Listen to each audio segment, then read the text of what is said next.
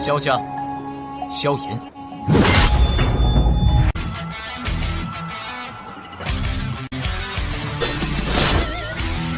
指缝中的光点燃了梦魇，站在云端俯瞰着世界无边无边。 Selamat datang di channel hiburan netizen. Mari kita lanjutkan part berikutnya dari cerita novel Donghua Battle Through the Heavens. Ini hanyalah full spoiler. Tanpa banyak kata demi menghemat kuota, segera kita mulai isi ceritanya. 10 klaster api berwarna berbeda berubah menjadi makhluk api ganas yang perlahan naik ke langit. Berbagai cahaya berwarna mendarat membuat ekspresi tertegun semua orang di bawah ketika mereka melihatnya, menyebabkan adegan itu tampak sangat lucu. 10 jenis api bersama dengan api inti teratai hijau sebelumnya membentuk total 11 nyala api.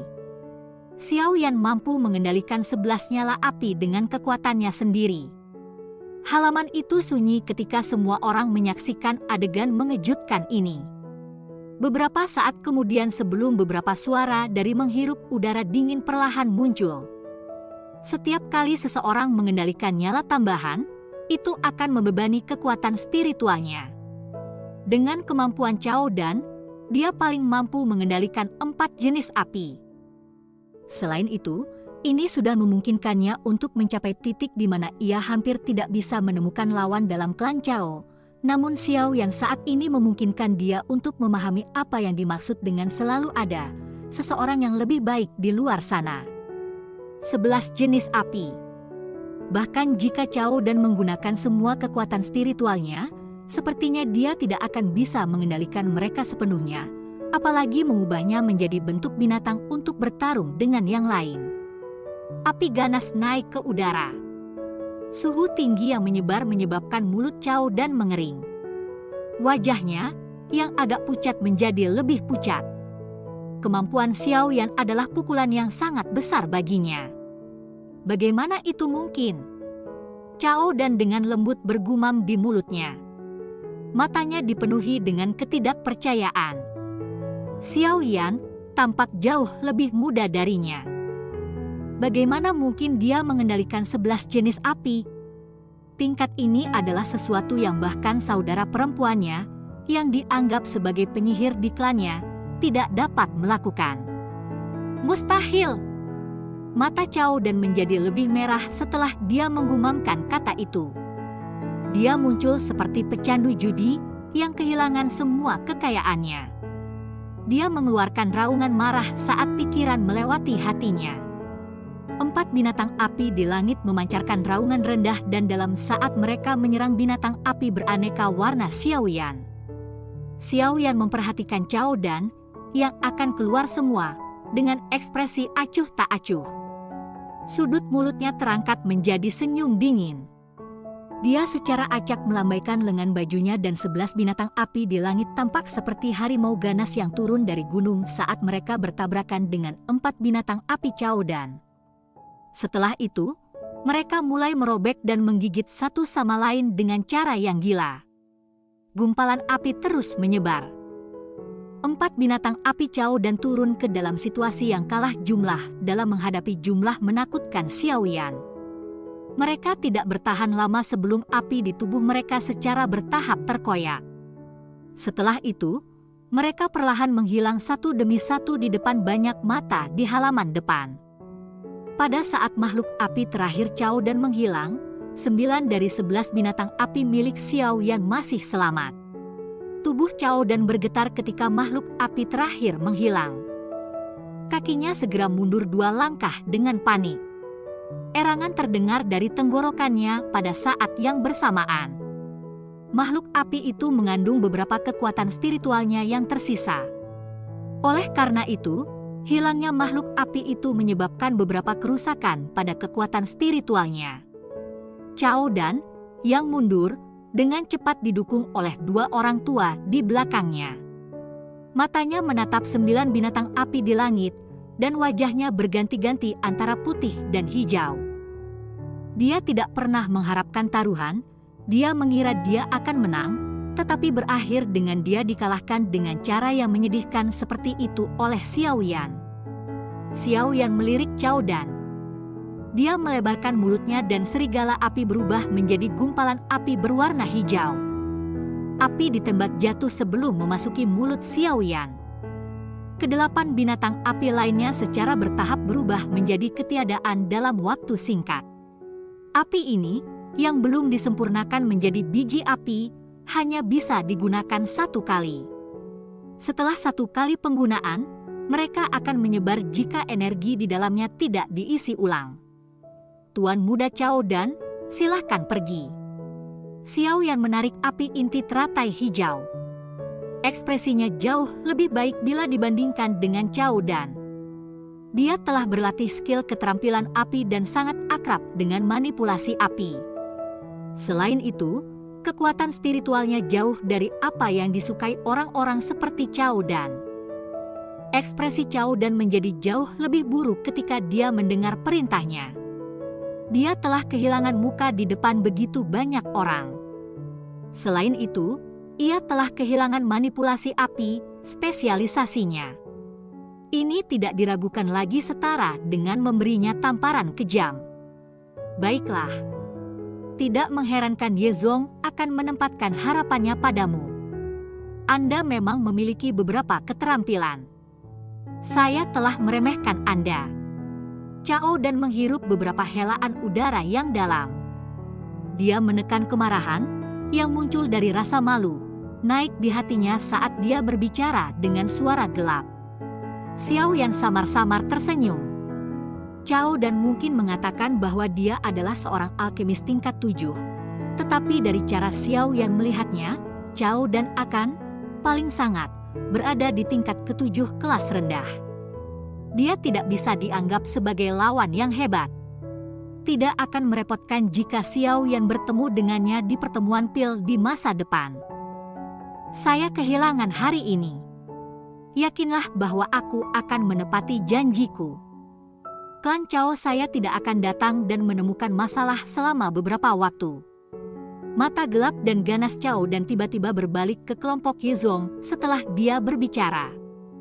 Dia kemudian melanjutkan dengan cara yang padat dan dingin. Namun, itu hanyalah ocehan orang gila jika klan Ye Anda ingin mendapatkan kembali kursi tetua. Klan Cao saya tidak mau melihat hal seperti itu terjadi. Masih ada kurang dari sebulan sebelum tes dimulai. Saya ingin melihat apakah klan Ye Anda dapat mengandalkan dia untuk masuk ke 3 tempat teratas. Ekspresi Ye Zong sedikit berubah. Dia dengan dingin berkata, Anda tidak perlu khawatir tentang masalah ini atas nama klan Ye. Cao Dan dengan dingin tersenyum. Tatapannya langsung mengayun ke Xiao Yan saat dia berkata, Xiao Yan, kamu memang sangat kuat. Namun, saya percaya cepat atau lambat, Anda akan berakhir dengan penyesalan telah menyinggung klan Cao. Sudahkah Anda selesai mengatakan semua yang Anda butuhkan? Jika sudah, silakan. Xiao Yan menyilangkan jari-jarinya dan dengan samar-samar memerintahkan tanpa memberi Cao Dan pandangan tambahan. Cao Dan dipenuhi dengan kemarahan karena sikap acuh tak acuh Xiao Yan. Jika 2 elit Do Zun tidak mendukung Xiao Yan, sepertinya dia tidak akan bisa mengendalikan dirinya untuk membuat Yi Zunze menyerang, memberi pelajaran penuh kebencian kepada orang yang penuh kebencian ini. Anda seorang alkemis. Saya pikir Anda juga akan berpartisipasi dalam pertemuan pil. Pada saat itu, secara alami akan ada seseorang dari klan Cao yang akan menjagamu. Ayo pergi! Mata Cao Dan memelototi Xiao Yan dengan cara yang berbahaya. Sesaat kemudian, dia melemparkan beberapa kata kasar sebelum tiba-tiba berbalik. Dengan gelombang tangannya, dia meninggalkan halaman, ini dengan keengganan yang besar sambil membawa tubuh yang dipenuhi amarah. Semua ahli dari klan Cao di belakangnya saling berhadapan sebelum menghela nafas pelan dan buru-buru mengikutinya. Para anggota klan Ye menghela nafas lega ketika mereka melihat orang-orang dari klan Cao pergi dengan cara yang putus asa. Ceria terdengar sebagai hasilnya. Rasa hormat di mata mereka saat mereka melihat Xiao Yan juga menjadi lebih umum. Kakak laki-laki Xiao Yan, terima kasih. Xin Lan menarik nafas lega di hatinya. Matanya yang cantik menatap Xiao Yan saat dia berbicara dengan sukacita. Xiao Yan melambaikan tangannya dan berkata, "Karena aku telah berjanji padamu, aku akan melindungi klan Ye. Setidaknya, sampai aku memenuhi janjiku." Tuan Xiao Yan, semua orang di klan Ye tidak akan pernah melupakan bantuan besar yang telah Anda berikan untuk klan Ye. Jangan ragu untuk bertanya apakah ada sesuatu yang Anda butuhkan untuk klan Ye saya lakukan di masa depan. Meskipun ada beberapa hal yang tidak dapat kami lakukan, klan Ye saya akan mencoba yang terbaik. Ye Zong menangkupkan kedua tangannya dan membungkuk pada Xiao Yan saat dia berbicara dengan cara yang sangat serius. Saya tidak layak dengan upacara yang hikmat dan penuh hormat seperti itu dari tetua Ye Zong. Tolong jangan lanjutkan. Xiao Yan sedikit menyandarkan tubuhnya ke depan saat dia membalas dengan senyuman. Ye Zong tersenyum ketika mendengar kata-katanya. Matanya melayang ke arah Cao dan telah menghilang. Namun, ada kekhawatiran di matanya saat dia menghela napas dari kata-kata yang diucapkan Cao dan sebelumnya, aku berpikir bahwa penyihir dari klan Cao sepertinya telah kembali. Penyihir? Xiao Yan mengangkat kepalanya setelah mendengar ini, merasa sedikit tidak yakin saat dia melakukannya.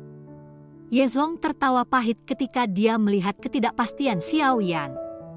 Dia bertanya, "Tuan Xiao Yan, apa pendapatmu tentang Cao Dan?" Karakternya tidak besar, tetapi dia memiliki keterampilan dalam hal kontrol api. Selain itu, ia mampu mencapai tingkat alkemis tingkat 7 di usia muda seperti itu. Bakatnya layak digambarkan sebagai seorang jenius. Xiao Yan menyuarakan pikirannya. Meskipun Cao Dan arogan, dia memang memiliki kemampuan yang layak. Cao Dan ini tidak dapat menunjukkan sedikit pun kesombongan di depan penyihir klan Cao. Ye Zong menjelaskan dengan lembut. Nada suaranya mengandung kepahitan luar biasa. Jika klan Ye Anda bisa menghasilkan orang seperti itu, apakah ia masih perlu khawatir tentang kekuatan mereka? Jenis penyihir ini adalah karakter yang menakutkan di mana dia sendiri dapat diandalkan untuk mendukung seluruh klan. Oh, kejutan melintas di matanya. Klan Cao memiliki orang seperti itu? Penyihir ini disebut Cao Ying. Seluruh hidupnya telah dipenuhi dengan warna yang legendaris. Ketika dia lahir, dia sudah menampilkan kekuatan spiritual yang mengejutkan orang lain. Ibunya hampir terbunuh oleh kekuatan spiritual yang menyebar darinya. Ketika dia berumur 7 tahun, dia secara resmi menjadi seorang alkemis.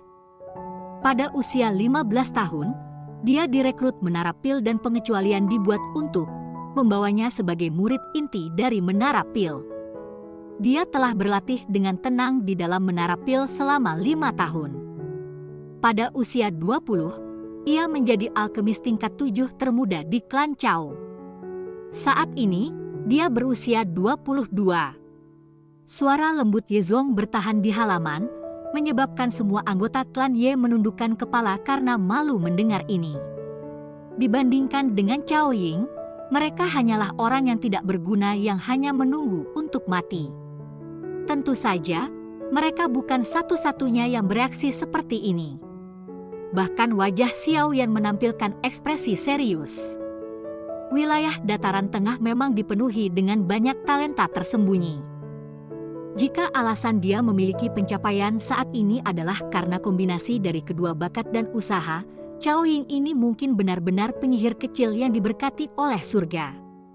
Mencapai tingkat 7 pada usia 20 tahun. Selama 2 tahun ini, dia pasti sudah mahir. Saya kira dia sekarang. Ye Zong berhenti ketika dia berbicara sampai titik ini. Wajahnya penuh dengan kepahitan, saat ini dia setidaknya harus berada di puncak level 7. Seluruh halaman itu benar-benar sunyi. Seorang ahli alkimia tingkat 7 22 tahun. Pencapaian ini kemungkinan akan masuk 10 besar bahkan jika dibandingkan dengan 1000 tahun sejarah alkemis. Cao Ying pasti akan berpartisipasi dalam pertemuan pil ini. Menurut tradisi, jika seseorang ingin perlahan maju menjadi salah satu kepala raksasa dari menara pil, seseorang harus menjadi pemenang dari pertemuan pil. Ye Zhong menghela nafas.